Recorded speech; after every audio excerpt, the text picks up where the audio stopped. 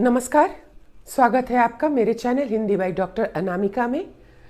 आज बढ़ते हैं हम अपने अगले वीडियो की ओर, जहां मैंने विशेषण पढ़ाते हुए आपसे कहा था कि हम सर्वनाम और सार्वनामिक विशेषण के अंतर को बेहतर तरीके से समझेंगे और ज़्यादा उदाहरणों के साथ, क्योंकि सर्वनाम और सार्वनामिक विशेषण का अंतर ज़्यादातर लोगों की समझ में नहीं आता है, जिसकी वजह से वो गलतियां कर जाते हैं। प्रयोग तो दोनों स्थान पर सर्वनाम ही होते हैं, अंतर क्या होता है इसे आज हम ढेर सारे उदाहरणों के माध्यम से स्पष्ट करने की कोशिश करेंगे, ताकि भविष्य में कभी कोई गलती आपसे नहीं हो। आगे बढ़ने से पहले मेरे चैनल को लाइक करने का अनुरोध याद रखेंगे और आगे बढ़ते हैं समय बर्बाद किए बिना। हम लोग सर्वनाम एवं सार्वनामिक विशेषण में अंतर, सबसे पहले इसे जानने के लिए हम देखेंगे कि सर्वनाम है क्या। हम सब जानते हैं सर्वनाम संज्ञा के स्थान पर प्रयोग होने वाले शब्द हैं। वैसे शब्द जो संज्ञा के स्थान पर प्रयुक्त होकर भाषा को पुनरुक्ति दोष से बचाते हैं। पुनरुक्ति दोष यानी बार बार एक ही शब्द के कथन से वो हमें बचाते हैं और भाषा को सुंदर बनाते हैं, उन्हें हम सर्वनाम कहते हैं। ठीक है। और सर्वनाम के उदाहरण हम लोगों ने जब सर्वनाम को बृहद तरीके से पढ़ा था, मैं, तुम, वह, यह, वह, उस। आगे बढ़ेंगे तो देखेंगे सार्वनामिक विशेषण को, जो तुम्हारा दूसरा पक्ष है। सार्वनामिक विशेषण, इसके नाम में भी सर्वनाम जुड़ा है। सर्वनाम में इक प्रत्यय का प्रयोग करके सार्वनामिक बनाया गया है। ठीक है ना। तो सर्वनाम से संबंधित विशेषण। अब ये सार्वनामिक विशेषण क्या है, विशेषण पढ़ाने के दौरान मैंने इसकी चर्चा आपसे की थी कि सार्वनामिक विशेषण क्या है। आज हम फिर एक बार इसे स्पष्टता से देखेंगे। जिन सर्वनाम शब्दों द्वारा संज्ञा की विशेषता बताई जाए, विशेषण का काम विशेषता बताना है, किसकी? संज्ञा और सर्वनाम की। तो बहुत सारे शब्द होते हैं अलग अलग, जैसे जहां हमने देखा था गुणवाचक विशेषण है, संख्यावाचक विशेषण है, परिमाणवाचक विशेषण है। वहीं विशेषता बताने का काम सर्वनाम भी करता है। कभी कभी सर्वनाम संज्ञा के स्थान पर आने की बजाय उस संज्ञा की विशेषता बताने का काम करने लगता है। इसी कारण ऐसे सर्वनामों को सार्वनामिक विशेषण कहा जाता है। ठीक है ना। सार्वनामिक विशेषण जब होता है तब वह संज्ञा के स्थान पर नहीं होता है, बल्कि संज्ञा की विशेषता बताने का काम करता है। ऐसे सर्वनाम सार्वनामिक विशेषण कहे जाते हैं। बात तब तक स्पष्ट नहीं होगी जब तक हम कई सारे उदाहरणों से इसे स्पष्ट नहीं करेंगे। इसीलिए मैंने यहाँ बोर्ड पर बहुत सारे उदाहरण लिख रखे हैं, ताकि समय की बचत हो, लिखने में हमारा समय ना बर्बाद हो और हम उदाहरणों के माध्यम से ज़्यादा समझने की ओर फोकस करें, ध्यान दें। तो सबसे पहले देखेंगे, यहाँ मैंने कुछ उदाहरण लिख रखे हैं। पहला देखेंगे, वह जा रहा है। ठीक है ना। वह जा रहा है, यहाँ वह सर्वनाम शब्द है जो किसी संज्ञा शब्द के स्थान पर प्रयुक्त होकर उसके जाने की बात कह रहा है। जैसे राम एक लड़का है, वह जा रहा है। यहाँ पर राम एक लड़का है, राम जा रहा है की जगह हमने वह का प्रयोग कर दिया, तो यह सर्वनाम हो गया। दूसरी बात, यह लकड़ी से बना सामान है। ठीक है ना। एक सामान की बात हम कर रहे हैं, यहाँ पे सामान रखे तो हमने कहा कि यह लकड़ी से बना सामान है। ठीक है ना। यह भी सर्वनाम शब्द है। इसे यहां रख दो, कोई वस्तु है जिसका नाम नहीं लेकर उसके लिए संज्ञा शब्द का प्रयोग नहीं करके हमने सर्वनाम का प्रयोग किया, इसे सर्वनाम का, इसे यहां रख दो। वह मेरा भाई है, किसी का नाम नहीं लेकर हमने सर्वनाम शब्द को प्रयोग करके ये बताया कि वह मेरा भाई है। यह गाय है। मान लीजिए किसी एक जानवर हमारे पास खड़ा है तो हमने उससे कहा यह गाय है, या तस्वीर में कहीं दिखा, बच्चों को हम बताते हैं यह गाय है, तो यह सर्वनाम है। ठीक है। उसने मेरी बात नहीं मानी, कोई व्यक्ति जिसका नाम नहीं लेकर हमने इसके लिए संज्ञा शब्द नहीं लेकर सर्वनाम का प्रयोग किया। वह पुस्तक है, मान लो वहां कोई चीज रखी है तो हमने कहा वह पुस्तक है। ठीक है, सर्वनाम। यहाँ सामान महंगा मिलता है, हम कहीं गए तो हमने कहा कि यहाँ पर सामान महंगा मिलता है। ये सारे सर्वनाम शब्द हैं। यहां आप देखेंगे वह लड़का नहीं खेल रहा है, या वह लड़का खेल नहीं रहा है। नहीं खेल रहा है या खेल नहीं रहा है, ठीक है ना, बात एक ही होती है। वह लड़का खेल नहीं रहा है, ठीक है। यहां वह क्या है, सर्वनाम शब्द है। यह सामान लकड़ी से बना है, यह सर्वनाम है। इस कुर्सी को यहां रख दो, इस सर्वनाम है। उस बच्चे को बुलाओ, उस सर्वनाम। वह घर मेरा है, सर्वनाम वह। उस गाय का रंग काला है, उस। वह पुस्तक रंगीन चित्रों वाली है, वह सर्वनाम। इस बाजार में सामान महंगा मिलता है, इस सर्वनाम। पर इधर जितने भी उदाहरण हमने लिख रखे हैं ये सर्वनाम के उदाहरण हैं। ये उदाहरण किसके हैं, सर्वनाम के हैं। और इधर लिखे गए सारे उदाहरण सार्वनामिक विशेषण के हैं। सार्वनामिक विशेषण, ठीक है ना। अब हम इन उदाहरणों के अंतर को समझेंगे कि इधर लिखे हुए वह, यह, इसे, वह, यह, उसने, वह, यहां सर्वनाम क्यों है, और यहां लिखे गए वह, यह, इस, उस, वह, इस, यह सार्वनामिक विशेषण क्यों है, ठीक है ना। तो ध्यान देंगे, वह जा रहा है। हमने अभी पहले भी आपसे कहा सर्वनाम का काम क्या है, संज्ञा के स्थान पर आना, ठीक है। वह, अभी उदाहरण से भी आपको मैंने कहा कि राम जा रहा, राम एक लड़का है, राम जा रहा है की जगह हमने वह जा रहा है बताया, ठीक है। यह लकड़ी से बना सामान है। यहां प्रमुखता बात किसकी की जा रही है, यह से, सामान की, परंतु यह लकड़ी से पहले लिखा गया है। क्या अंतर होगा वो आपको मैं दिखाऊंगी। इसे यहां रख दो, कोई वस्तु जिसे यहां रख देने की बात की जा रही है। वह मेरा भाई है, एक व्यक्ति जिसके विषय में कहा जा रहा है कि वह मेरा भाई है। राम मेरा भाई है नहीं कहकर हमने कह दिया वह मेरा भाई है। यह गाय है, उसने मेरी बात नहीं मानी। किसी व्यक्ति का नाम नहीं लेकर राम ने मेरी बात नहीं मानी, मोहन ने मेरी बात नहीं मानी, गीता ने मेरी बात नहीं मानी, यह कहने की बजाय हमने कहा उसने मेरी बात नहीं मानी। वह पुस्तक है, यहां पर कोई वस्तु पड़ी थी, हमने कहा वह पुस्तक है। यहां सामान महंगा मिलता, हम कहीं गए और हमने कहा यहां सामान महंगा मिलता है। यहां पर सर्वनाम जो है कोई जरूरी नहीं है। आप देखेंगे सार्वनामिक विशेषण की परिभाषा को, सार्वनामिक विशेषण होने के लिए सर्वनाम को संज्ञा शब्द से पहले आकर उसी संज्ञा, यानी जिस संज्ञा शब्द से पहले वह आया है उसी संज्ञा की ओर संकेत करना है, ठीक है ना। सार्वनामिक विशेषण होने के लिए सर्वनाम को में क्या होना चाहिए कि संज्ञा से पहले आकर, सिर्फ संज्ञा से पहले नहीं आना है, तब तो संज्ञा से पहले यहां भी है, यह लकड़ी है ना। संज्ञा से पहले आकर, यानी जिस संज्ञा से पहले आया है उसी संज्ञा की ओर संकेत करना, उसी संज्ञा की ओर संकेत करना, उसकी खासियत बताना। अब ऐसे सार्वनामिक विशेषण के उदाहरण जो होते हैं ना, वो ज्यादातर किसी समूह में किसी व्यक्ति या वस्तु को अलग करने के लिए प्रयुक्त किए जाते हैं। एक समूह में वस्तु या व्यक्ति को अलग करने के लिए, उसकी खासियत बताने के लिए प्रयोग किए जाते हैं, की ओर संकेत करते हैं, उसकी विशेषता बताते हैं, ठीक है ना। तो सार्वनामिक विशेषण होने के लिए जरूरी है कि सर्वनाम संज्ञा से पहले आकर उसी संज्ञा की ओर संकेत करे, वो किसी और संज्ञा की बात नहीं करे। अब यहां देखेंगे वह जा रहा है, यहां सर्वनाम शब्दों से कोई संकेत नहीं है, किसी के स्थान पर जाने की बात कर रहे हैं।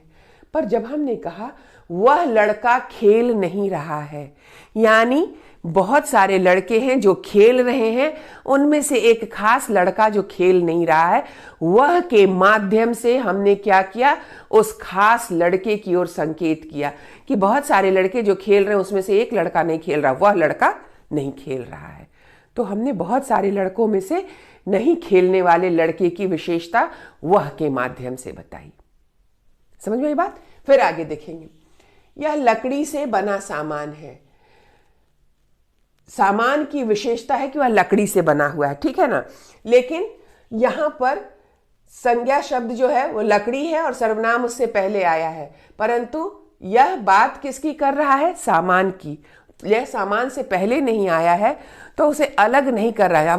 अगर हमने कहा होता यह सामान लकड़ी से बना है, यानी बहुत सारी चीजें हैं, उसमें से एक सामान की ओर इशारा करके बहुत सारा सामान रखा है, वहां से जो तरह तरह की चीजों से बना है, एक खास सामान की ओर इशारा करके हमने कहा यह सामान लकड़ी से बना है। अब यह क्या कर रहा है? उस खास सामान की विशेषता बता रहा है, उसे बाकियों से अलग कर रहा है, उसकी खासियत बता रहा है, उसकी ओर संकेत कर रहा है। बात समझ में आई?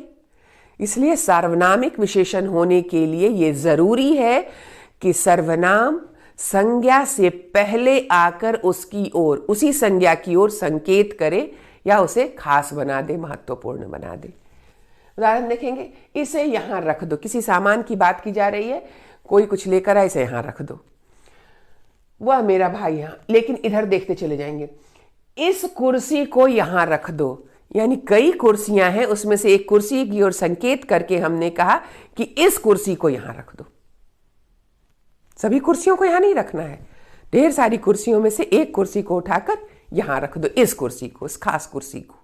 तो इसके संकेत ने कुर्सी की खासियत को बता दिया।